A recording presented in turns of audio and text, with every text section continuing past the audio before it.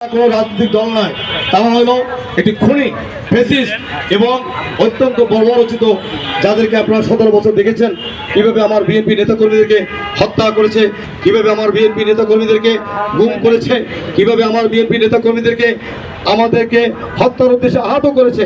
অনেক বিএনপি নেতাকর্মী এখনো পঙ্গুত্ব বরণ করে মানবতার জীবনযাপন করছে। অতএব খুনি হাসিনা পালিয়ে গেলেও খুনি হাসিনার প্রেতাত্মা অনেক দোসর আওয়ামী লীগের এখনো আপনার আমার আশেপাশে ঘাপটি মেরে আছে, তাদেরকে খুঁজে বের করে আইনের হাতে তুলে দিতে হবে ভাইয়ের আমার।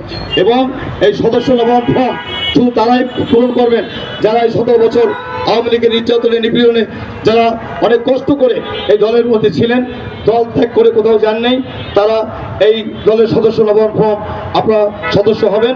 এবং যারা এই 17 বছর আওয়ামী লীগের সঙ্গে তাল মিলিয়ে গুপ্তভাবে নিজেদেরকে লুকিয়ে আপনার বিএনপির কোনো কাজে আসে নেই, আজকে তারা বিএনপির সামনে আবার এসেছে, তাদেরকে কোনো সুযোগ দেওয়ার সুযোগ নেই ভাইরা আমার। আওয়ামী লীগের সঙ্গে যার ছবি থাকবে সে ওই সদস্য নবায়ন ফর্ম পূরণ করতে পারবে না ভাইরা আমার। আওয়ামী লীগের সঙ্গে যার বন্ধুত্ব থাকবে, আত্মীয়তা থাকবে, সেও এটা করতে পারবে না। অতএব আওয়ামী লীগ একটা কুকুরের চেয়েও খারাপ, অতএব তাদের সঙ্গে বাংলাদেশের মানুষের সঙ্গে কোনো সম্পর্ক থাকতে পারে না ভাইরা আমার।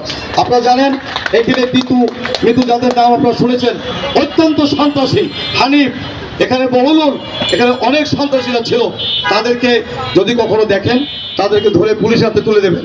এই সন্ত্রাসীরা বিগত দিনে 17 বছর এই মিরপুরটাকে লুটপাট করে খেয়েছে, কোটি কোটি টাকা বানিয়েছে, মার্কেট দখল করেছে, তাদেরকে কোনো সুযোগ দেওয়ার সুযোগ নেই ভাইরা আমার। তাদেরকে প্রতিহত করতে হবে এবং আগামী জাতীয় সংসদ নির্বাচনে আমাদেরকে বিভিন্নভাবে মানুষের কাছে যেতে হবে। তারেক রহমানের কথা বলতে হবে, জিয়াউর রহমানের কথা বলতে হবে, খালেদা জিয়ার কথা বলতে হবে এবং ধানের শীষে ভোট চেয়ে আমাকে আগামী নির্বাচনে বিএনপিকে বিজয়ী করতে হবে।